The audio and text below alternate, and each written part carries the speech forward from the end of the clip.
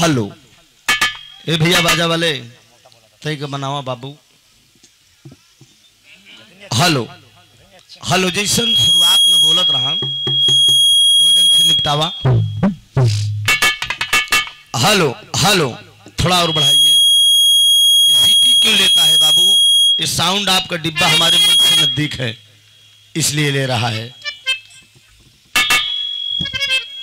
थोड़ा से और दूर होता है यार तो न लेता। हेलो हेलो हेलो हेलो पतला कर दीजिएगा। साफ बोले तनी कम बोली चल जाए लेकिन साफ क्लियर रहे ना। हेलो सुने वाले दोस्त बड़का भैया बड़ा बढ़िया बिरहा सुने बातों सुने के मिला। बड़का भैया बताएं कहन त्रिभुवन भैया जिस समय का नहीं ध्यान दे सोकर मेहरारू भाग गई। पहली बात हाय हाय हाय रे। अरे दिनेश कहाँ तू कौने कॉलेज में का पढ़े है? आनर बात भाई पढ़वा चबाए जाए। मेरे दोस्त कोयला झोंक के आई है। कश्मीरी मिर्चा डाल दे। सोचत है कि दादा का नाती है जमन झोंक दे तो सम्मान ले ही दादा झोंकत रहे तू सब ना झोंक पाऊ बे। समझा मेरे दोस्त? समय का ध्यान ना है दिनेश बाबू। तो बड़का भैया जरा आप सब तुलना करें, आप सब जमी पर बैठे हैं, जमींदार है और हम सब दोनों गवैया तो चौकीदार है। गद्दे जरा आप सब विचार करा जे समय का नहीं दे ध्यान दे सोकर मेहरारू भगी कि जे खुराक का नहीं ध्यान दे सोकर मेहरारू भगी। सही बात है भाई। खाए पी बतावा जे खुराक का नहीं ध्यान दे और सब नहीं ध्यान दे खाती और कहन देवड़ियार इनका नीचे से बोलते रहे कि का बतावा ये गोरी हमारा गन्ना का रस तोरा ढूढ़ी में सही से कहन और नीचे त्रिभुवन से पूछे काहे यार काहे धरती में ये तो ना हो दोनों गवैया में खाली त्रिभुवन मर्द है तू मर्द नहीं है। अरे ठग जाने ठगही की भाषा सयान मनई है। पहले तो तू ही नीचे था है कवैया तो करे बात हम ही न बात ऐसा न बोला बाबू बड़वा रहा क्षमा बड़न का चाहिए छोटन को बात एक बात और का बहन बताए ना यार बता रहे हाँ कहन बुल्लू गुरु और हमारे बाबा में गाना हो गया या तो जूता का चला के तो कहने बुल्लू भैया चिंतन करे कहे होता कहियो जूता दे दी है वो तो है। ये तो बात होगी दिनेश बाबू। अब चैनल लगा बका बताइए दही मिर्जापुर में हमारो ज्ञानी भाई के गाना रहन पुलिस संघ वाले कराए रहन स्टेशन पे बड़का भैया है ज्ञानी स्वर्गीय रामदेव बाबू के भतीज हमार ज्ञानी भैया का गाना बा वीर रस गावत रहन मारे से फेंका रखे हैं और ताऊ में प्रधान जी ज्ञानी हुए बोले कहने ए त्रिभुवन हमके का हो कहन हम भैंसा आई भैंसा हम खड़ा भे हमके का यार तू भैंसा मेरे दोस्त हमके बड़का भैया ये कौनी तरफ से भैंसा दिखाते हैं समय इंसान यार तुम मनुष्य है और जानवर और इंसान में फर्क ही नहीं बा। हमके भैंसा के तीन चार गुण तगड़ा बा। लागे बताओ हमके भैंसा तो अपन पिसाबो पी ले थी यार समझे। और तब हमारे डॉक्टर साहब नीचेवा से बोल दें भैंसा तो अपन माई बहन नहीं चिंते सही बात हो। ज्ञानी सवेरे यार दिनेश भैया बर्बाद रात में झगड़ा करे तो हमके झगड़ा न करे तोरे बात केवल कहे भैया बहन बताए ना जूता वाली बात नहीं से बात याद आएगी। क्या बात है? बात ये आएगी एक बार राजा अकबर का दरबार लाग राजा अकबर बीरबल से प्रधान जी कहन बीरबल एक चीज हमका ही बतावा कहन हुजूर पनाह का जाने चाहते हैं कहन हम यही जाने चाहिए थी कि दुनिया में कितना चूतिया हैं कहन हमका गिनती कह के बतावा कहन हुजूर करे बरे हमका समय दे कहन ले 2-4 दिन समय कुछ माल पानी दे। बीरबल छुट्टी लेहन और करे बाद बाजार में पहुंचेन एक मोची की दुकान पे मोची से कहन पैसा चाहे जवन लग जाए यार 2 जूता तो ऐसा बनाओ जाने 2 जूता तो ऐसा बनाओ ऊपर से एकदम जैसे चांदी लागत रहा चांदी के पानी चाहे चढ़ा रहा है और मोची बने के तैयार कर दे जूता और का बीरबल करेन का और का भैया उठा के मूड़े पे धैले हैं मूड़े पे धई के लई के बाजार में चल दे कहन तो कुछ लोग सवाल करें कहन का भैया का कहे तुम मूड़े पे जूतवा धरे है गोड़े खींची तुम मूड़े पे ले है कहन नहीं जनता है का हम काहे मूड़े पे ले है काहे बदे कहन की ये जूता से दिनेश भैया ये जूता से जे 2 जूता मार खाई ले केवल 2 जूता खाली 2 जूता समझे खाली 2 जूता मार खाई ले ओकर सीधे स्वर्ग है मेरे दोस्त आवागमन से मुक्ति पाई अब जाए। चूतियन के पहचान दिनेश बाबू देख ले हाँ चूतिया। एक के जान ले हाँ हाँ कैसे चूतियन के पहचान होत है हाँ कहन दे जूता मार खैलो ओकर सीधे स्वर्ग भाई मामूली जूता है का कि सीधे यमराज भेजे यहाँ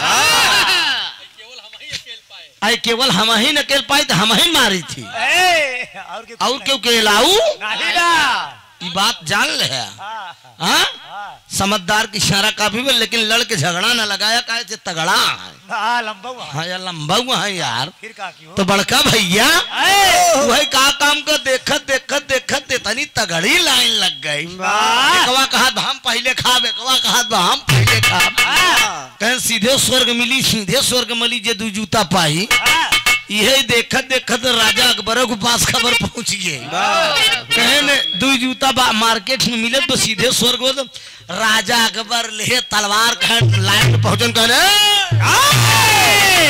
चश्मो चिराग राजा अकबर कहन कहा हुजूर पना कहने यहाँ क्या हो रहा कहन जे दो जूता खाद बा उसके सीधे स्वर्ग बा राजा अकबर कहने मेरे रहते हुए कौन स्वर्ग जाएगा कहन सब लोग हटो पहले मैं जूता खाऊंगा हाँ, बीरबल कहन सुना हाँ, आज छुट्टी जब रैयत का मालिक के राजा अकबर के देखे कहन आज छुट्टी अब जूता कल मिली हाँ, जब सबेर भन प्रधान जी हाँ, लगी कचहरी जब बीरबल पहुंचे तो राजा अकबर कहन आओ बीरबल आओ आओ। क्या हुआ चूतिया को पहचान हुई कहन सरकार चूतिया चूतिया तो रहे नहीं हाँ, देख ले। कहन काम कहन लाइनिया में के लगा रहा आई बोले ए, कहन ओ तो दिनेश बाबू हाँ, बात हरदी जहाँ लगौब्या आए, आए, वहीं लगी आए, कोनो लंठ गवैया रही तो चाहे जहाँ तीर मार देवा न समझ पाई वाह, आ जवन चलाक गवैया रही ना तुरंत ई बात तोरे बाबा के रही लेकिन वो बाबा के लिए घिया भिड़ावत रहा हाँ, मेरे दोस्त हाँ, तो क्षमा बड़न का चाहिए बात बोले से पहले इंसान को समझे चाहिए कि हम बोलत है तो अगलो बोली वाह, हाँ हाँ, बिरहा भाई बड़ा बढ़िया बिरहा गायन लव और खुश ओह, नारद जी जाल के झगड़ा लगाई दे वाह, बंटवारा का मैटर रहन अब का बताई प्रधान जी नहीं आज हम एकदम कांटे से पकड़ के बिरहा गाई एकदम मूडे हम बनाए रहे वाह, भाई नारद का चुंगली से हर काम करन नारद के हम फिर हरो ले जाई वाह, इनका घेर्रा के फिर हम फूलन में ले चली ओह, ई जान ले हाँ, हम मूड बनाए एकदम बैठा रहे लेकिन अब आप आया मान हमारा पारे उतार दे कह लाइन चेंज कर दीजिए तो भाई आप प्रोग्राम कराए हैं आयोजक हैं आपके आदेशों का पालन होगा वाह, ये जनता जना तो सबका इच्छा बार लाइन बदल देगी ना कांड गाई कांड कांड सुनना की वीर सुनना कहा सुने की इच्छा बा कांड वीर रस प्रधान जी वीर रस मांग होत बा हो जाए जा, जा, अरे यार हाँ अच्छा देखा आप गलती हम करे पूछ के गलती हम करे पूछ के यही बरे रोजे कांड होत में ना बीरस पेला जा, बीरा, बीरा, बीरा, जा, हाँ? जा, आइए ए, इसमें कांड भी हो जाएगा और बीरस भी हो जाएगा ठीक है दांत दांत के मर दे बिरहा हम गावे चलते लेकिन ऐसे पानी की बिरहा दिनेशो बाबू से सुने सुनबे ना आप सब बजे ताली ठीक आइए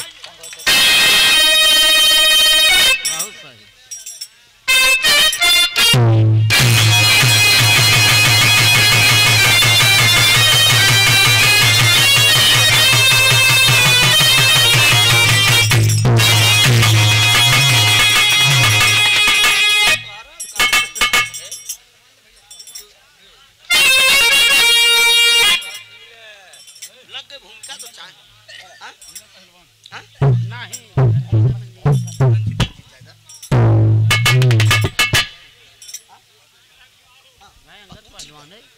चलो कमन खोले है यार जौन तू बोला अंगद पहलवान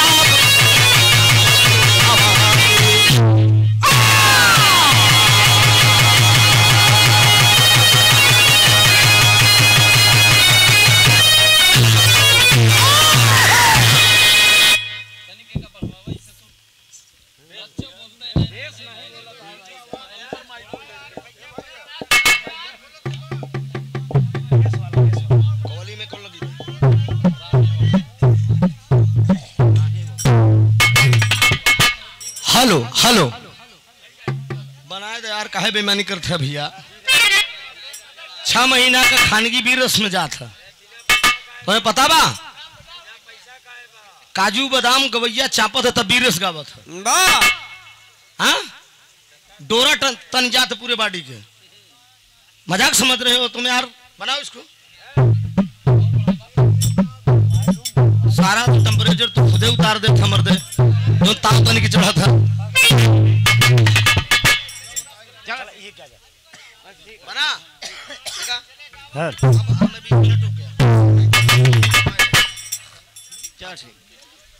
ध्यान दो, एक ऐसा प्रमाण मिलेगा मित्रों, देश आजाद हुआ, हम आप आजाद देश के गुलाम वासी हैं। एक नीम कटवावे को तो बिना प्रशासन के आदेश के नहीं कटत।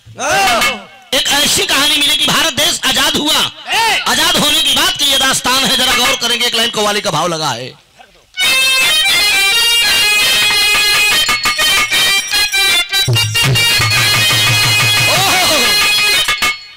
कहने वाले ने कहा है, एक प्रेमी अपनी मासूका से कह रहा है कि अरे राहे वफा में मुझको भी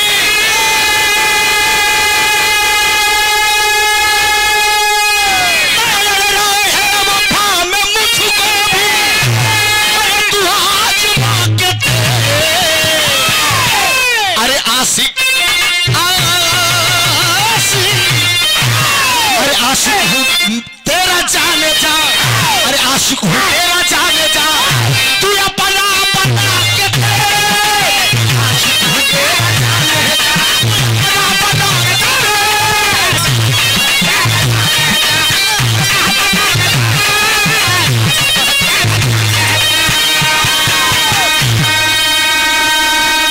जरा गौर करेंगे मित्रों, मेरे देश का जवान दहाड़ कर कह रहा है, क्या कह रहा है?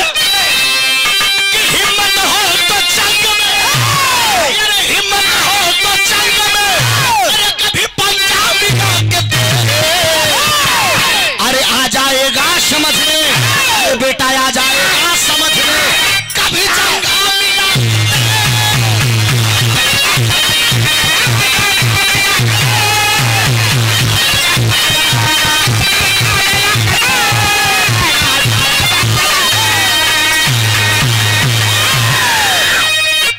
हिम्मत हो तो जंग में कभी पंजा मिला के देख, आ जाएगा समझ में कभी जंघा मिला के देख।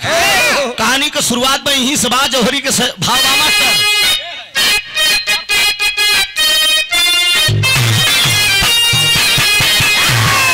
दिनेश बाबू की तरफ से बड़ा लाइन आप लोग पुरानी सुने हैं, इनके दद्दा वाली पगड़ी बांध के गायन, तो बड़ा लाइन पुरानी है सुबह। बिग गंगा चैनल पे जब 17 में मैं गया था, सोधी मिट्टी की पुरानी ही गीत गा के मैंने ऑडिशन दिया था बनारस में। दिनेश लाल नेहरू जी, प्यारे लाल कवि जी, विजय लाल वगैरह सब लोग बैठे थे। पुरानी ही गीत में दिनेश बाबू गाया था। और ये बात नहीं है कि अगर आपको मालूम है तो मुझे नहीं मालूम है, मौका मिलेगा वो भी झलक आप लोगों को दिखा दूंगा। लेकिन तनी जौहरी का भाव बा, कहानी कहाँ का बा और कैसन बा, शुरुआत बा लाइन। मेरे देश का जवान करता क्या है, तनी बात का ध्यान दे।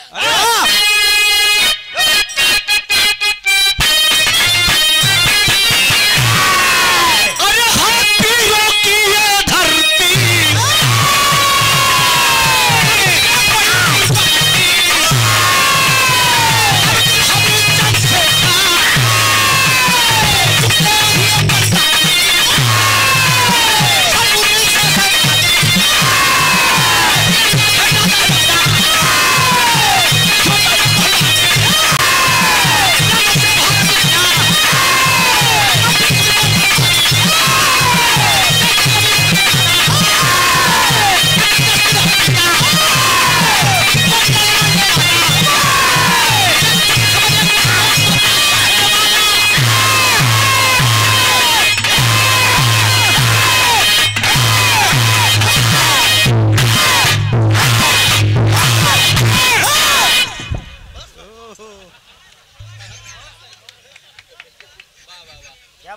अरे तो यार मर्दे, जब ढोल पे इतना चापत है हाँ?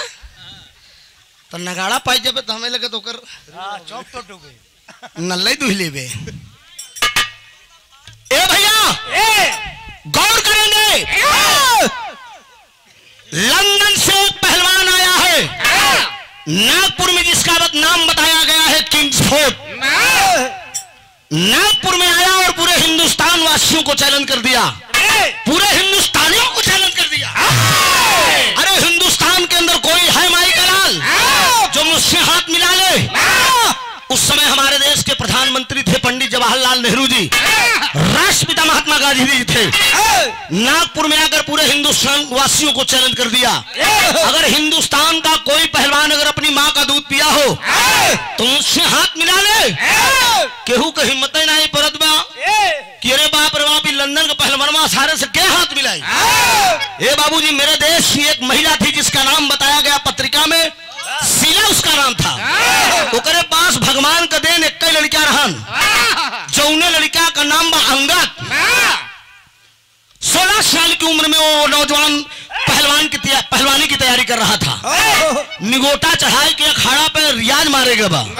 शीला माई जब पत्र पाए, उस पत्र लई के घरे आए और अखाड़े से रियाज मार के जब अंगद निगोटा उठा के खूटी पर टांगत बा, इतने में माई शीला बोला ले कि बचवा ए मेरे लाल, कलन माई का कहा चाहता। अच्छा एक बात बा भैया, मर्दों को ये प्रकार को एक पनगर आदमी, एक गैर पनगर, पानी जार जब मर्द रही, समझा? हाँ, इनके की नहीं है। पानी दवर जो मर्द रही कत्तई न बर्दाश्त करी। और एक बात जान लीजिए, शानदार इंसान जिंदगी पर धरती पर कभी कभी अवतार लेते हैं। मऊगा सारे रोजे मरद रोजे पैदा होते, जब शानदार मर्द रही ये सोची कि सरवा हमके एक चाटा मारे, वो कोशिश करे कि हम 2 चाटा मारी, और जो मौका रही के जाए तो मारे दसारे के हम जैसे हुई उससे काम नहीं कर रहा, समझा? लेकिन वो पनगर रही, वो बर्दाश्त न करी, वो अपने पानी और अपने सानी में मर जाई। मतारी शीला बोला कहा, ए बचवा, तेरे रोम रोम में अगर मेरे स्तन का दूध अगर गया होगा तो उस डिब्बे का दूध पीने वाले हरामखोर किंग्सफोर्ड को जब तक तू पटक कर नहीं आएगा, अमन चैन से नहीं मैं सोने दूंगी। मेरे स्तन का दूध अगर तूने पिया है तो कमर में दवा रही। माई के बात सुनियो, बर्दाश्त करके बैठा रही। एक तरह लगे डॉक्टर ही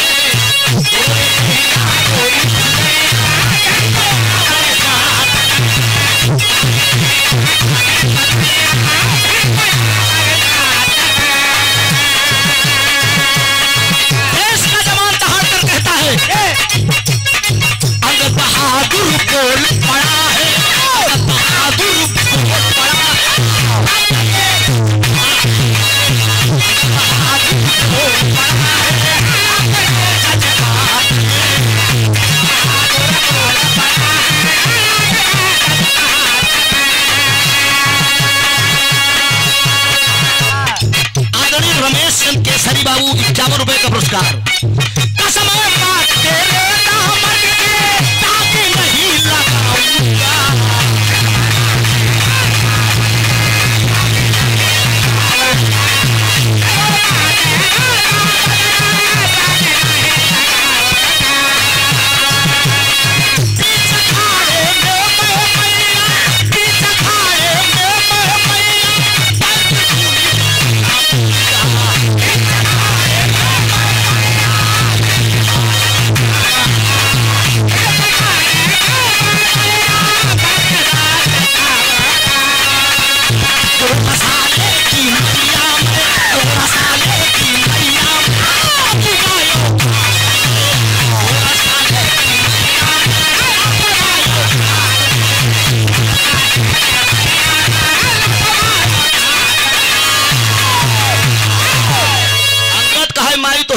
सौगंध बा।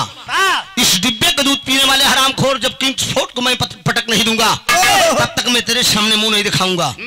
ठीक बा बचवा, यह दिन के तो इंतजार रही मोरे लाल। वो जवान चल दिया।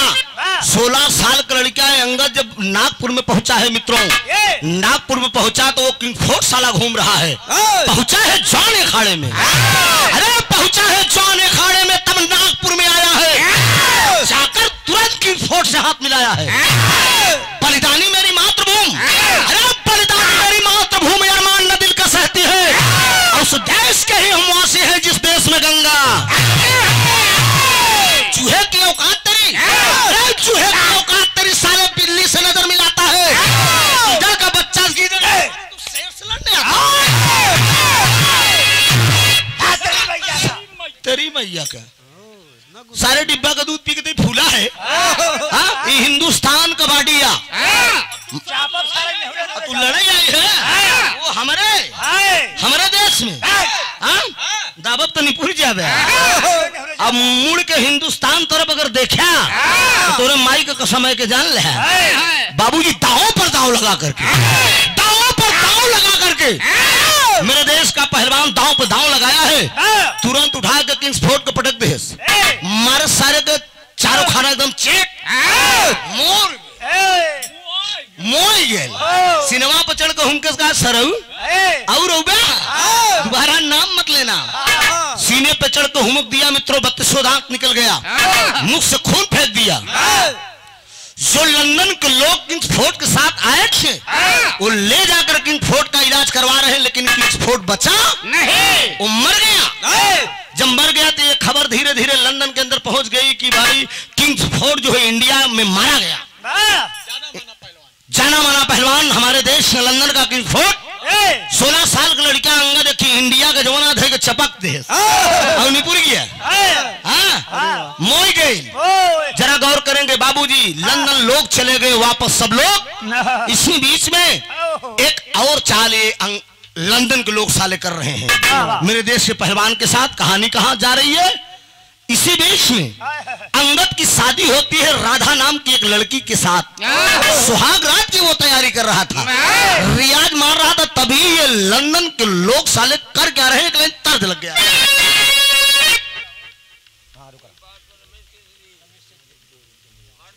हमारे रमेश चंद केशरी बाबू 51 रुपया इसी बात को दे रहे हैं। बहुत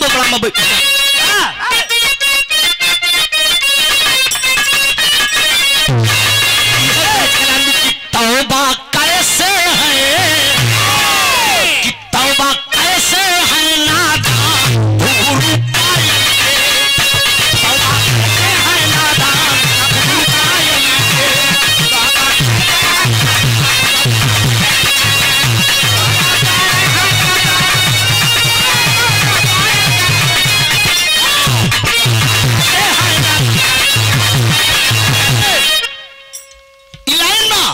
लेकिन ये लंदन वाले साले क्या कर रहे हैं? क्या है कुश्ती का ऐलान लंदन वालों ने, क्या है कुश्ती का ऐलान लंदन वालों ने, क्या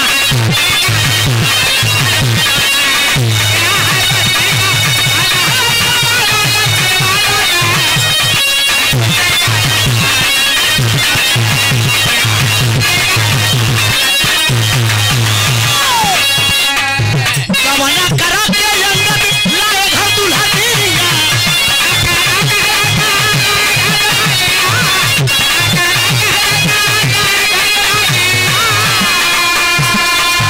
विधाना करा चाहे विधान लंदन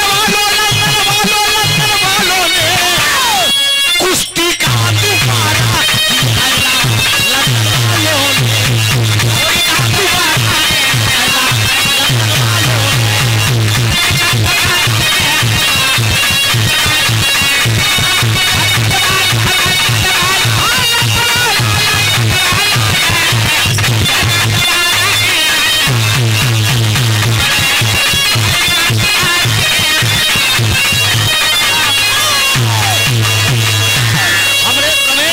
केसरिया मड़िया हूं से 50 रुपया बाबू को प्रणाम बा। जरा गौर करेंगे बाबूजी, ये गोरी चमड़ी वाले लंदन वाले साले चाल कर रहे हैं मेरे देश के पहलवान के साथ।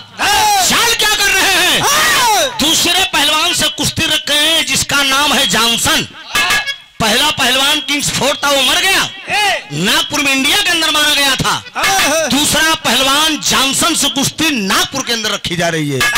एक सुंदर पत्र लिखकर इंडिया भेज दिए प्रधानमंत्री पंडित जवाहरलाल नेहरू राष्ट्रपिता महात्मा गांधी जी के पास कि हमारे लंदन की जनता आपके पहलवान को लंदन के अंदर आमंत्रित करना चाहती है और लंदन के अंदर कुश्ती रखा जाएगा। एक बार लंदन के अंदर कुश्ती होनी चाहिए।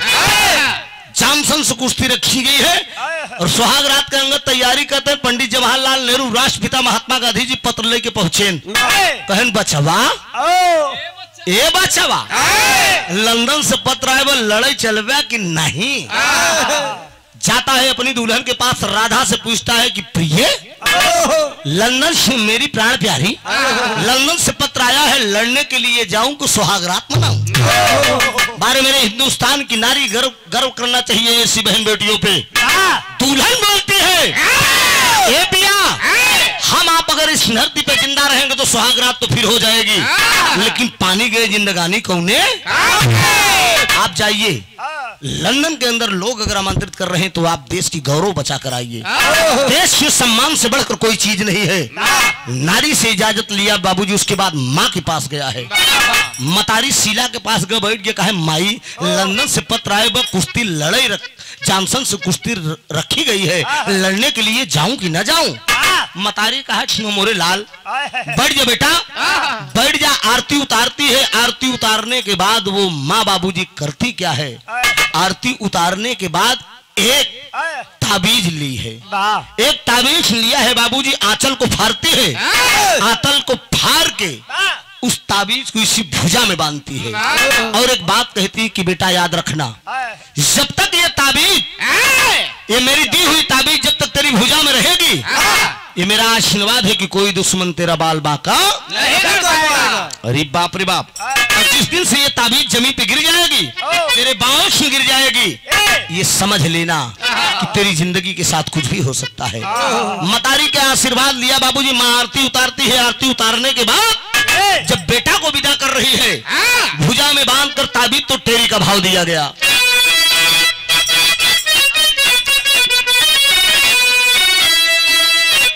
हमरे रमेश सिंह केसरी बाबू की तरफ से 50 रुपया बहुत बहुत प्रणाम। बस सब भैया कनमन बा। अरे मतवाला परी के चली भा से रवा, अरे मतवाला परी के चली भा से रवा, अरे तयवानी बिलक हस्ती पारे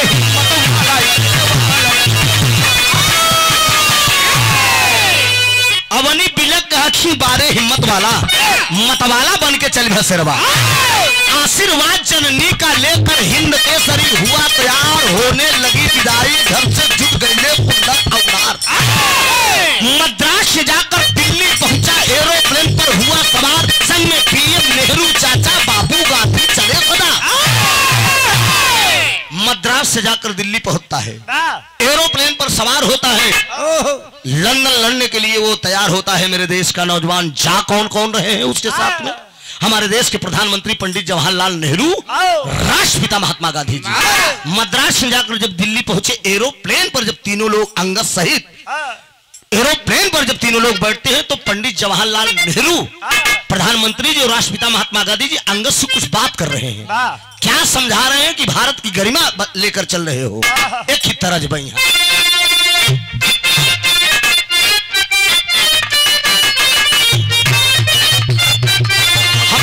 केसरी बाबू की तरफ से 50 रुपया, कई बार पुरस्कार आ चुका, बहुत बहुत वंदन है, अभिनंदन है। तरस के लाइन ये पोपो कि पोपो बजा बजा के हारन रोज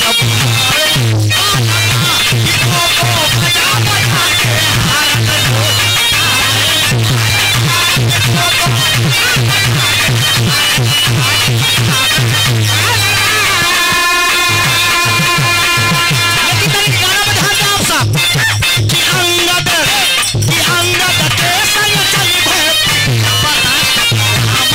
बापू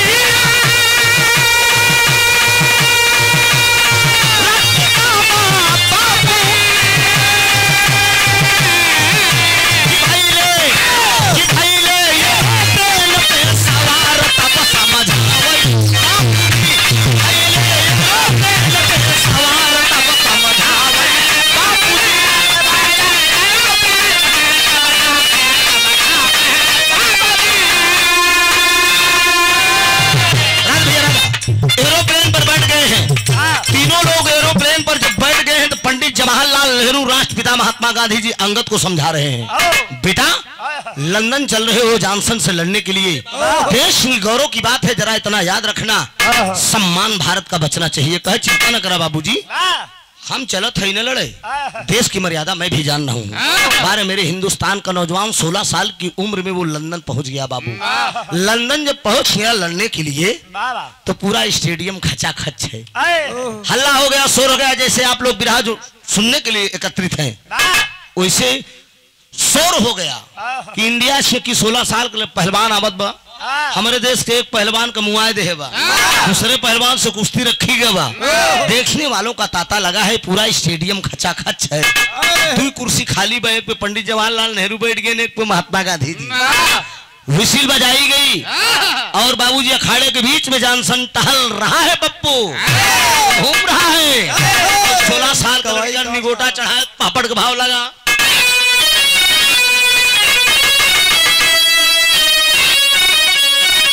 हमारे रमेश चंद्र केसरी बार रमेश चंद्र केसरी पुरस्कार ऐसा होना चाहिए, देश के सम्मान के ऊपर पुरस्कार दे रहे हैं कि जब 16 साल की लड़कियां देश का शान बचाए सकत है, हम पैसा से कहे न बचाई दी। बहुत बहुत वंदन है, अभिनंदन है। ला अरे विसिल ने फरी तुरंत दिया बजाई बीच दंगल में, अरे विसिल ने फरी तुरंत दिया बजाई बीच दंगल में, अरे हिंद केसरी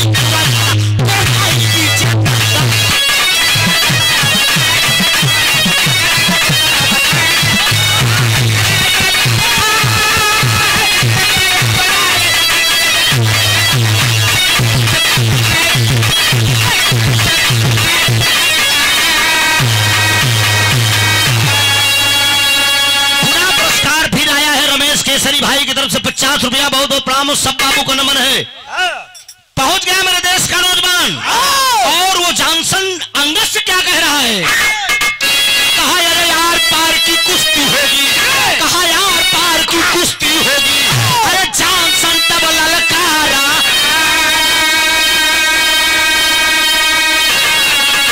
कहा जैसे मन हो इससे लड़ेगा, हम अंगद से जुझारा।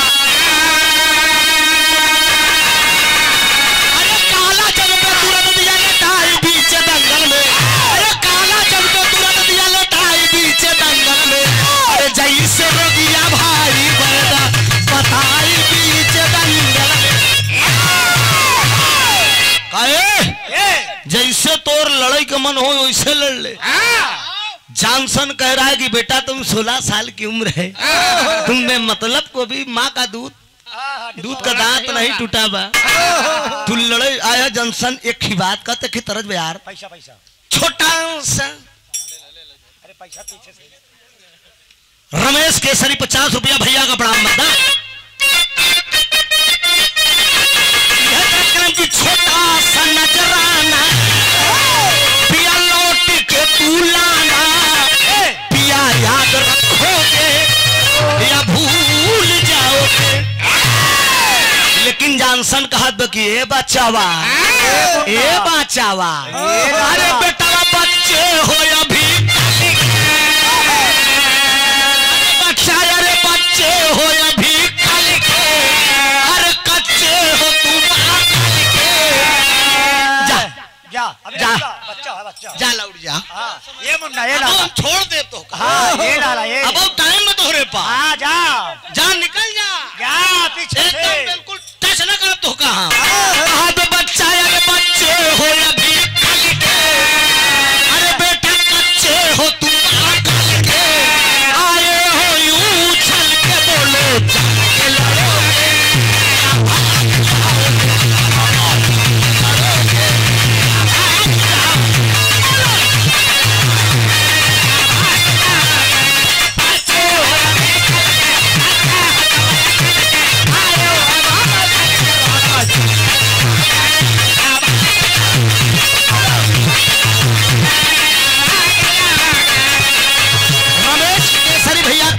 पुरस्कार 51 रुपए का। वो अंगद कहा दे बच्चे नहीं समझो हम बाप तुम्हारे, बच्चे नहीं समझो हम बाप तुम्हारे, बच्चे नहीं समझो हम बाप तुम्हारे।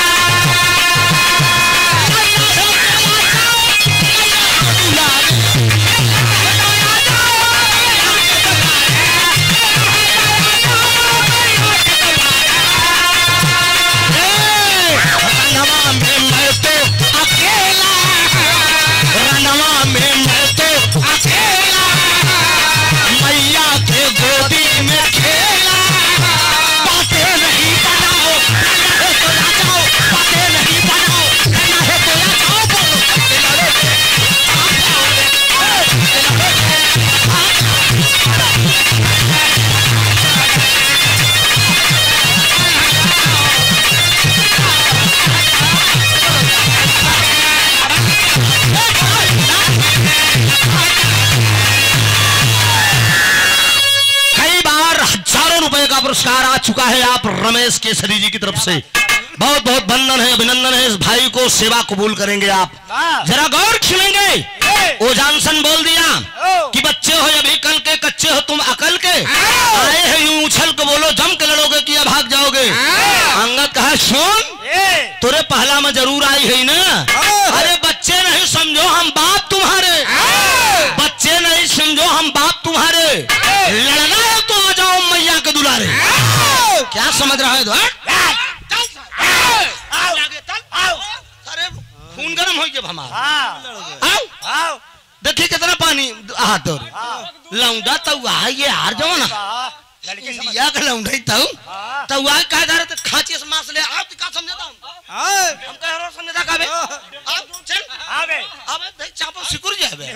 अरे वो जॉनसन का साला बहुत खतरनाक दिखाई दे रहा है। छोटा है। कहा बेटा भी छोटा हो, कहा छोटा जरूर है लेकिन बेटा छोटा देखल गई भी सब चूना चिन चाटे एक जाने रहे हमारा नाम अंगद बा। अरे बाप रे बाप, लड़ाई शुरू हो गई मित्रों। लड़ाई स्टेडियम के अंदर जॉनसन और अंगद में शुरू होती है। आधा का भाव दिया गया हमारे साथ।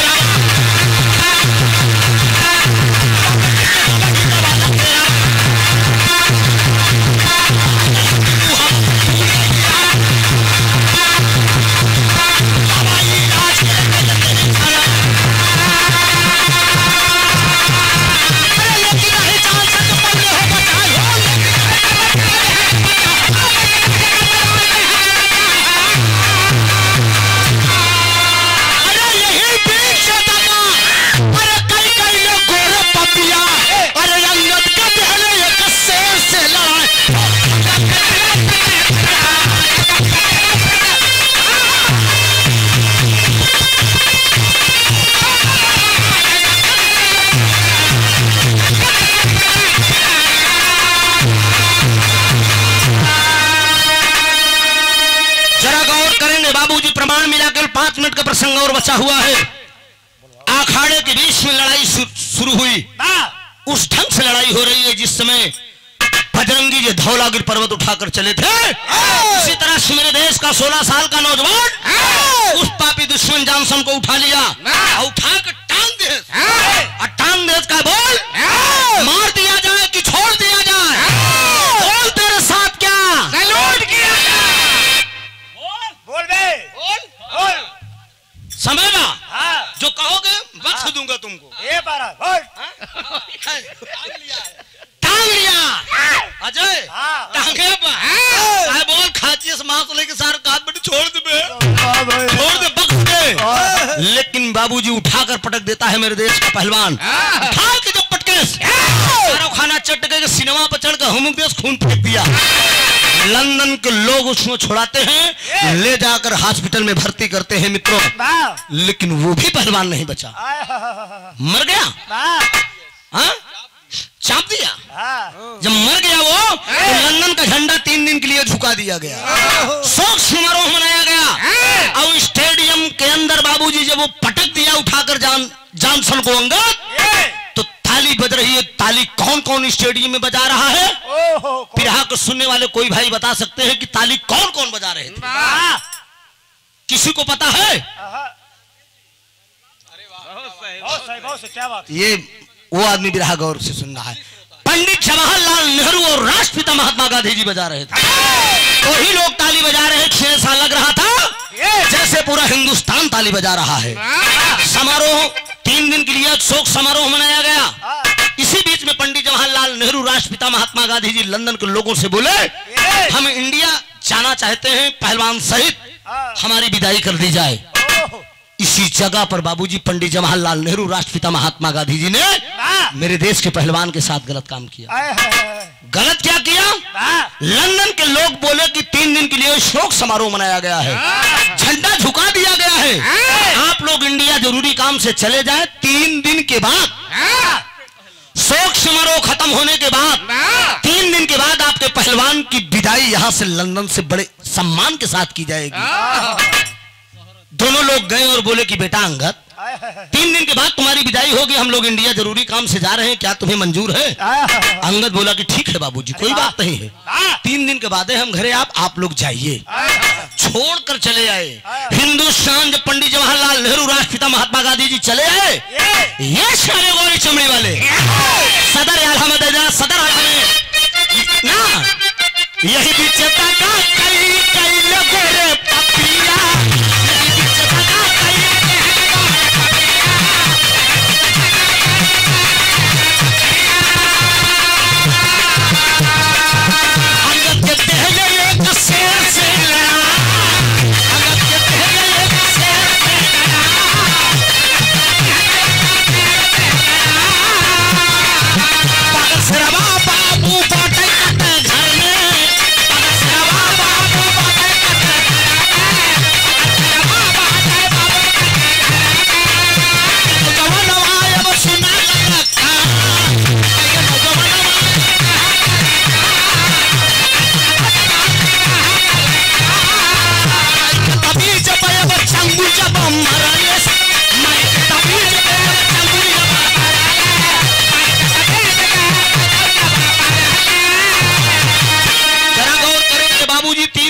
शोक समारोह खत्म होने के बाद ये लंदन के लोग गोरी चमड़ी वाले साले चाल कर दिए मेरे देश के पहलवान के साथ।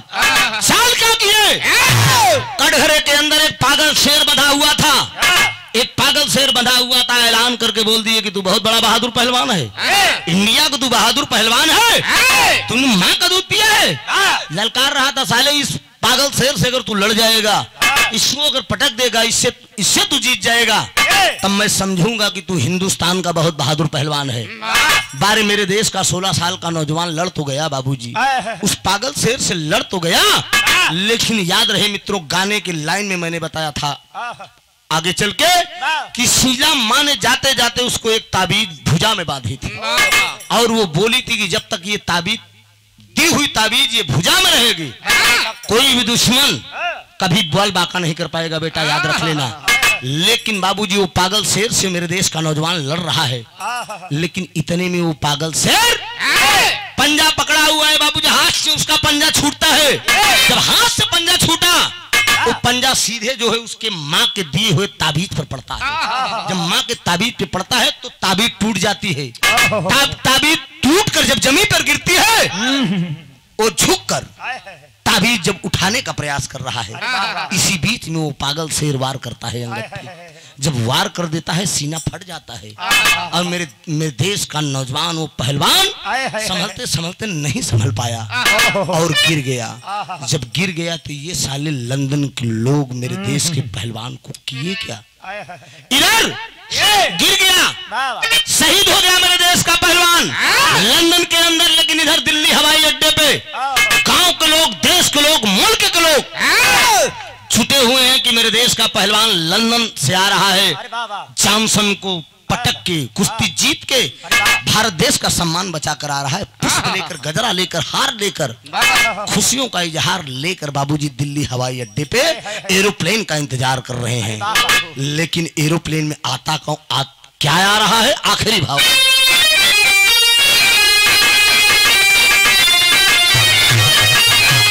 अरे दुल्हन और माई खड़ी, अरे दुल्हन और माई खड़ी, अब आशा लगा।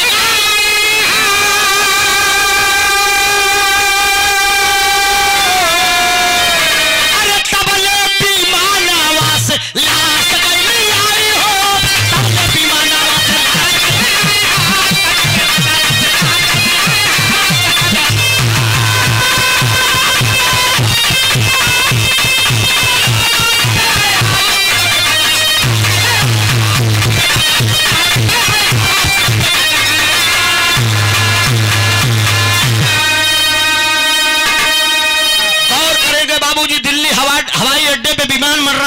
लोग इंतजार कर रहे हैं कि मेरे देश का पहलवान गौरव बचाकर एरोप्लेन द्वारा आ रहा है। अंगद पुष्प लेकर, गजरा लेकर, हार लेकर लोग खड़े हैं। लेकिन जब एरोप्लेन हवाई अड्डे पर उतरती है, उतरने के बाद बाबूजी गांव के लोग, मुल्क के लोग जुटे हुए हैं। ताबूत के अंदर पैक जब लाश निकाली गई बाबूजी, नई नवेली दुल्हन है राधा, जिसकी हाथ की मेहंदी भी नहीं छूटी है, देखती है पंडित जवाहरलाल नेहरू, राष्ट्रपिता महात्मा गांधी जी से सवाल कर रही है, आपने तो कहा था कि मेरे स्वामी जी कुश्ती जीत गए हैं, ये क्या है?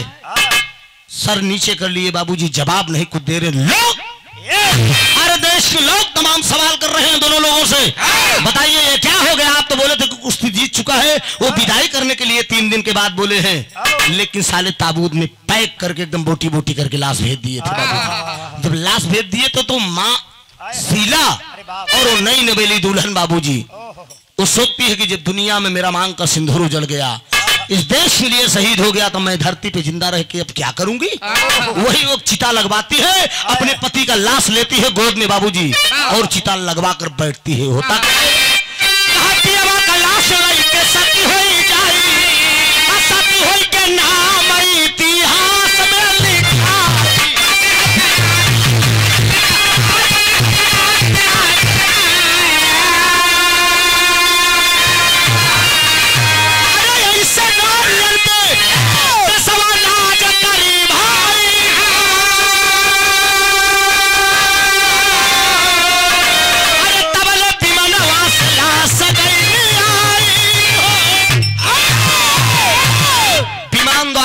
आती है बाबूजी और चिता लगवाती है नई नवेली दुल्हन, अपने पति का लाश टुकड़ा टुकड़ा लेकर लगवा कर चिता वो भी सती हो जाती है। जो उसकी माँ थी शीला, वो भी लगवा कर चिता सती हो जाती है। मेरे गाने का यही भाव था, हिंदुस्तान को आजाद करने के लिए हर नौजवानों ने कुर्बानी दी है। कोई पहलवानी से न जाने कितनी माँ बहनों का मांग का सिंदूर उजड़ गया, न जाने कितनी बहू बेटियों की इज्जत लूटी गई, लेकिन बारे हिंदुस्तान, अंग्रेज अपने इतिहास में इस बात को लिख कर गए हैं मित्रों, गद्दार तब भी थे, गद्दार अब भी थे। अंग्रेज अपने इतिहास में इस बात को लिख कर गए थे कि जब हिंदुस्तान में हम आए थे केवल 300 थे, हम केवल 300 थे, लेकिन कूटनीति करके, फूटनीति करके हिंदुस्तान को हमने गुलाम किया। और अगर हिंदुस्तान चाहता तो हिंदुस्तान का केवल एक बच्चा, केवल एक बच्चा अगर एक ईंट उठा लेता, एक ईंट उठाकर अगर इन सालों गोरी चमड़ी वालों को अगर मानता तो हिंदुस्तान का नक्शा बदल जाता। लेकिन याद रहे मित्रों, हम आप, मेरा देश आजाद हुआ है, बड़ी मेहनत से आजाद हुआ है, न जाने कितने नेता कुर्बानी देकर, सुभाष चंद्र बोस, अशफाक उल्लाह खान, वीर अब्दुल हमीद, हिंदुस्तान के आजाद करने के लिए कभी जातवात नहीं देखा। किस समाज का नौजवान जो है देश को आजाद करने के लिए कुर्बानी नहीं दिया है? सरदार वल्लभ भाई पटेल जो है, पटेल थे, वो भी देश को आजाद करने के लिए कुर्बानी दिया। अशफाक उल्लाह खान, वीर भगत सिंह, चंद्रशेखर आजाद जैसे जो है तमाम सपूत देश को आजाद करने के लिए जान की बाजी लगा दी। झांसी की रानी बाबूजी पीठ पे बच्चे को बांधकर घोड़े पे सवार होकर देश को आजाद किया। आज अमन चैन की नींद अगर हम आप सो रहे हैं तो किसकी बदौलत है? लोग तमाम पूजा करते हैं, लेकिन ये नमन है ऐसी माताओं को जो हमारे देश के फौजी जवान हैं। हम आप अमन चैन की नींद जब अपने बीवी बच्चों के साथ सोते हैं तो देश का प्रहरी, देश का फौजी बॉर्डर पर जब डट के बाबूजी दुश्मन से मुकाबला करता है, सोचिए कभी आपने चिंतन किया है? हमारे धरती पुत्र नेता मुलायम सिंह यादव जी जब रक्षा मंत्री बने, माननीय नेताजी ने तो ऐलान कर दिया कि शहीद फौजियों की लाश घर तक जाएगी नहीं। इसके पहले जो है केवल राखी आती थी। परिवार के लोग आज मुखाग्नि देते हैं और एक सरकारी नौकरी और 10 लाख का धनराशि देने का काम परिवार में किए। ऐसा होना चाहिए। देश को आजाद करने के लिए हर नौजवानों ने कुर्बानी दिया है। आखिरी भाव है स्वामी की तानत अलत है भुल्लू तक दिए कोतारी, राम आधार हैदर अली जुगनू गईले स्वर्ग। अरे मतवाला पढ़ के चल गा चरवा, अरे दत्त भुवन नाथ पहलता सदा पिता, मतवाला पढ़ के चल गा चरवा।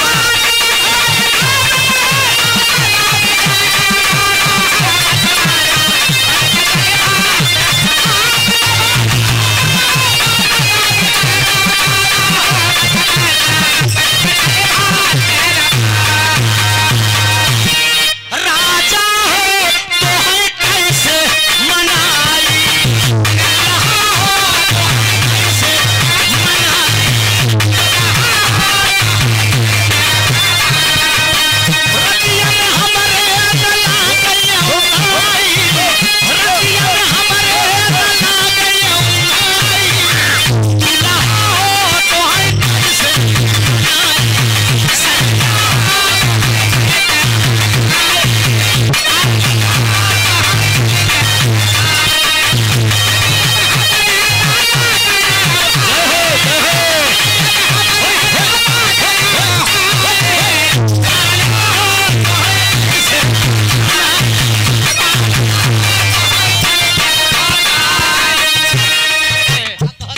भैया हरिश्चंद्र यादव जी, श्रीमान हरिश्चंद्र यादव जी बड़का बाबू की तरफ से 50 रुपया का पुरस्कार बा।